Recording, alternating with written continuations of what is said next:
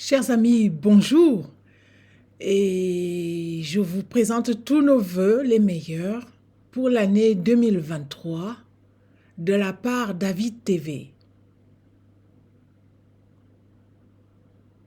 Bienvenue à cette 8e causerie que nous intitulerons « Faire un bref bilan ».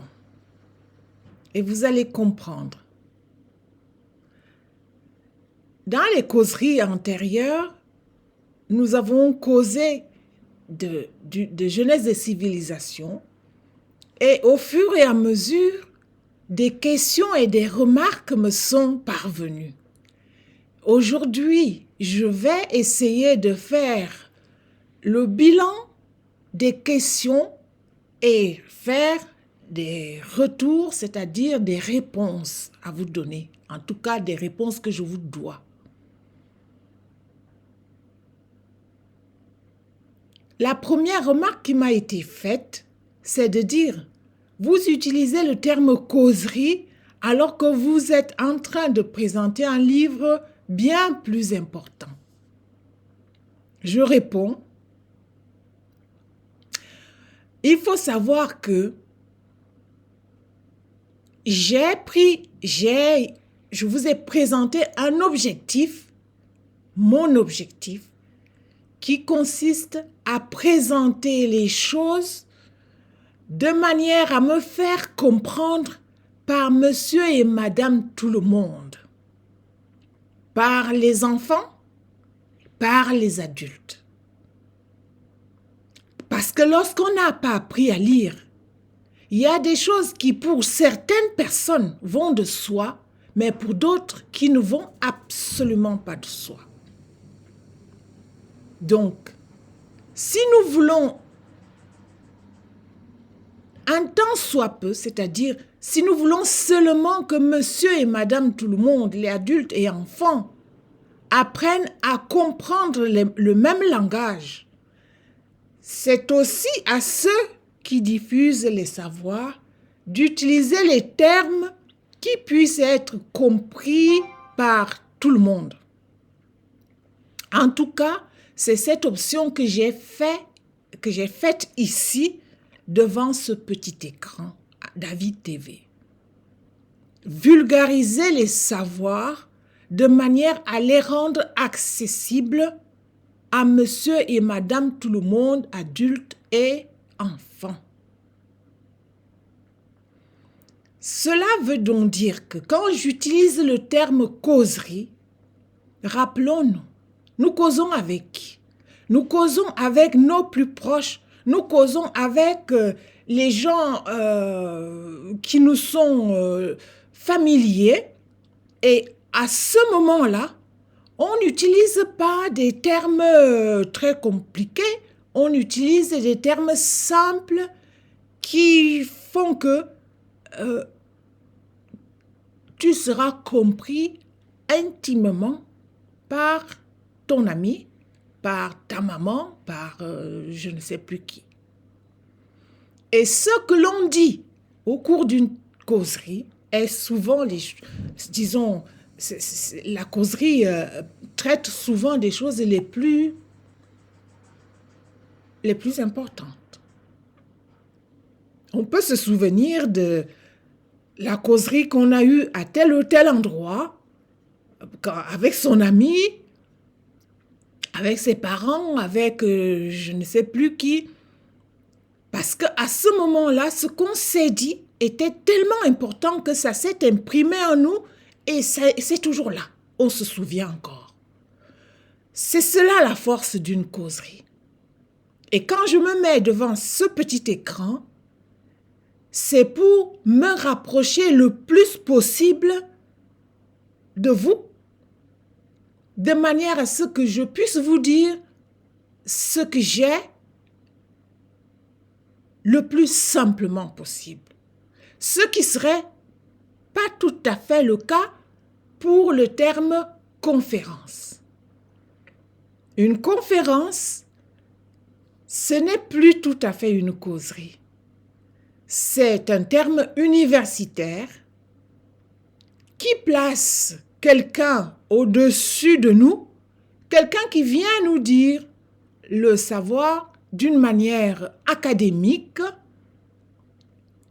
Remarquez que je ne suis pas ici en train de décrier ou de mal parler de la conférence. C'est une communication de haut niveau, une conférence. Et c'est cette communication de haut niveau que je n'ai pas voulu utiliser ici. Moi-même, j'ai eu fait des conférences à des endroits très importants. Mais ce n'est pas ce que je fais ici. Je reste ici au niveau d'en bas. Alors, permettez-moi d'utiliser ce terme causerie. Si quelqu'un trouve un autre qui convienne le mieux, qu'il me l'envoie. Voilà la première mise au point qui m'a semblé utile. Quand on parle des fondements, les fondements, c'est ce qui nous permet ensuite de comprendre tout le reste. Les fondations, c'est ce qui fait que la maison tienne. Nous sommes ici, à cet endroit, dans ce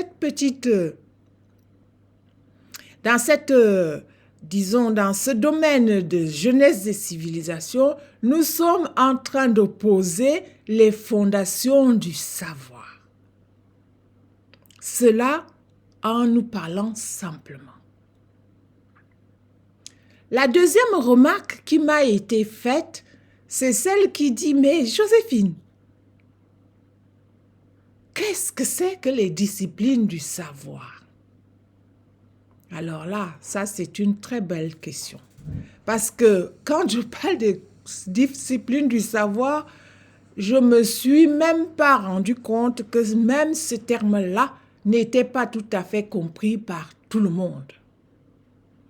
Et c'est heureux que l'on me pose cette question pour me ramener à l'objectif que je me suis posé, c'est-à-dire parler en sorte que monsieur et madame, tout le monde, adultes et enfants, me comprennent. Je vais donc présenter aujourd'hui essentiellement au moins les deux premières disciplines telles que nous les entendons dans Jeunesse et civilisation, c'est-à-dire l'histoire et la géographie. Quand on est à l'école primaire, c'est juste les matières à apprendre à l'école. Mais il faut savoir que dans un langage soutenu, justement, on parlera des disciplines du savoir. Il y aura ici plusieurs disciplines du savoir, c'est-à-dire plusieurs matières que nous apprenons à l'école et qui sont tout simplement des matières, mais qui, au niveau universitaire, vont s'appeler globalement les disciplines du savoir.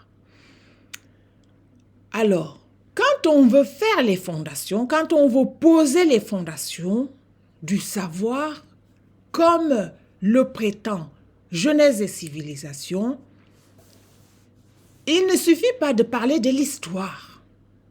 L'histoire, comme si elle avait toujours été là. La géographie, comme si ça avait toujours été là. Parce que quand nous allons à l'école, on te dit, ça c'est la matière d'histoire, ça c'est la matière de géographie. Un enfant s'imagine que ça a toujours été là depuis le commencement du monde. Et que les choses ont toujours été comme ça. Or, ce n'est pas tout à fait vrai. C'est vrai et pas vrai.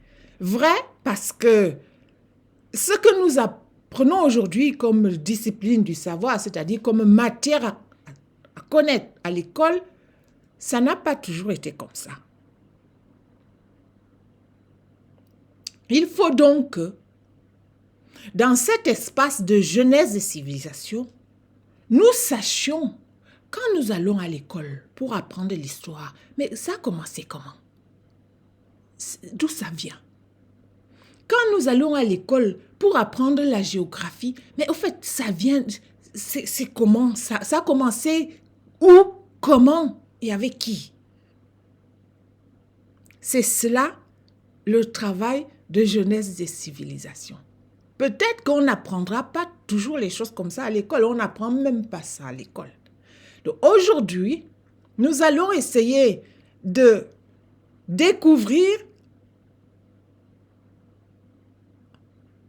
je dirais l'émergence, mais ça encore c'est un mot compliqué. Le début de l'histoire. D'où ça vient? Comment ça a commencé? Ce que nous apprenons aujourd'hui à l'école comme histoire, comme matière historique, ça commence comment? Je réponds.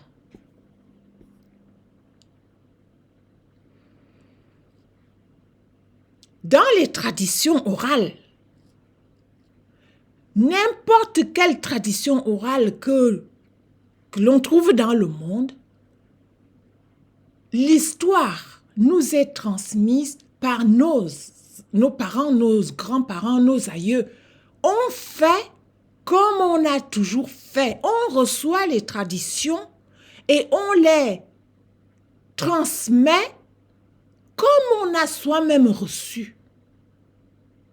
Quand on est dans la civilisation qui ne connaît pas l'écriture, c'est comme ça qu'on transmet le passé.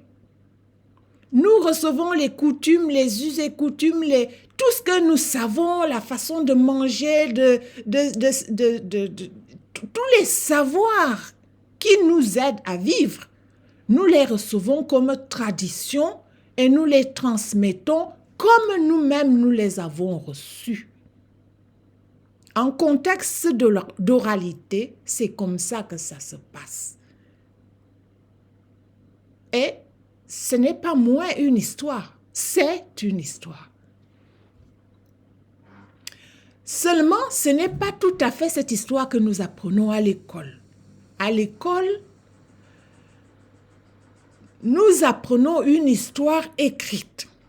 Mais comment naît cette histoire écrite? C'est là que nous retournons sur la définition de l'écriture. Je vous ai dit, quand nous allons aujourd'hui à l'école, nous apprenons que l'écriture est née en Mésopotamie et en Égypte autour de l'an 3300-3200 avant Jésus-Christ, c'est-à-dire plus de 3 millénaires avant Jésus-Christ, avant notre ère.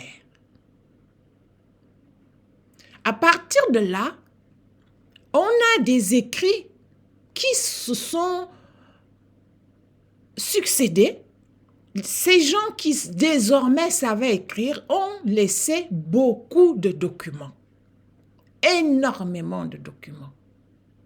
Mais ils laissaient ça comme une trace. Et puis, au IVe siècle de notre ère, arrive un grec qui s'appelle Hérodote, au moment où la Grèce elle-même entre dans l'âge de l'écriture. Hérodote se rend compte que il faut bien que quelqu'un fasse une enquête pour savoir comment vivent les peuples, comment les choses se présentent en son temps.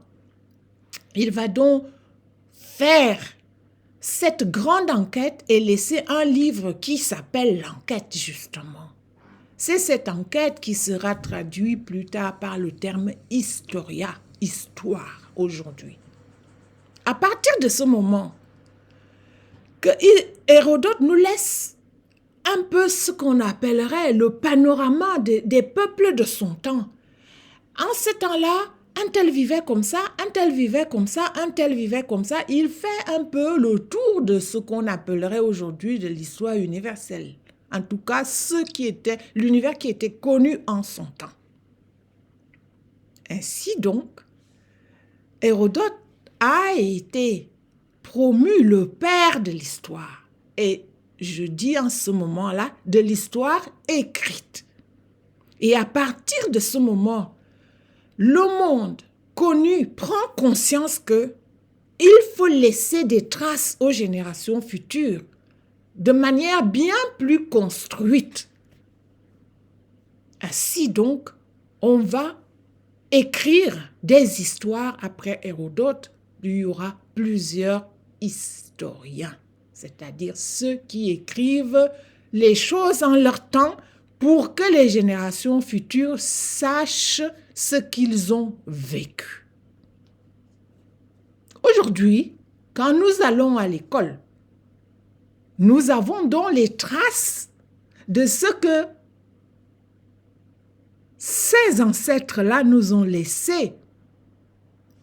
L'histoire qui raconte les modes de vie, de tout ce qui nous ont laissé des traces. Et cette histoire nous aide à comprendre d'où nous venons. Et quand on parle d'histoire au niveau universitaire, ce n'est plus tout à fait les petites dates qu'on apprend à l'école. C'est vraiment d'aller fouiller le plus loin possible pour comprendre les choses d'aujourd'hui en partant de cette histoire très lointaine. Pour tout dire, c'est ce que j'ai fait dans Jeunesse des civilisations pour aller comprendre d'où provient l'écriture. Comment ça s'est développé? Qu'est-ce qui a permis à l'être humain de se transformer de l'intérieur pour devenir celui que nous sommes aujourd'hui? C'est cela la première discipline que l'on apprend aussi en haut niveau à l'université, c'est-à-dire l'histoire. Quand nous allons à l'école et qu'on apprend l'histoire géo, tout ce que je viens de dire là, on ne nous l'apprend pas. Mais c'est comme ça que ça a commencé. Et quand nous irons maintenant à l'école, nous saurons où ça a commencé. Et quand on te dit, mais il faut apprendre l'histoire, c'est important. À ce moment-là, tu comprends l'importance de ce qu'on te dit là. Parce que, comme on dit, quand on ne sait pas d'où on vient, on ne peut pas savoir où on va, ni là où on est. Pour l'Afrique et pour un grand nombre de peuples, nous avons à comprendre l'histoire antérieure pour mieux situer ce que nous sommes aujourd'hui et situer où nous voulons aller. Voilà la première discipline du savoir, l'histoire. Dans la prochaine vidéo, je vais également présenter la deuxième discipline qui s'appelle la géographie.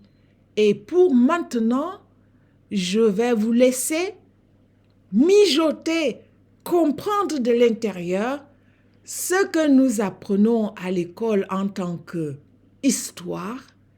Et à la prochaine, je vous attends pour qu'on traite de la deuxième discipline qui s'appelle la géographie. Au revoir et à bientôt.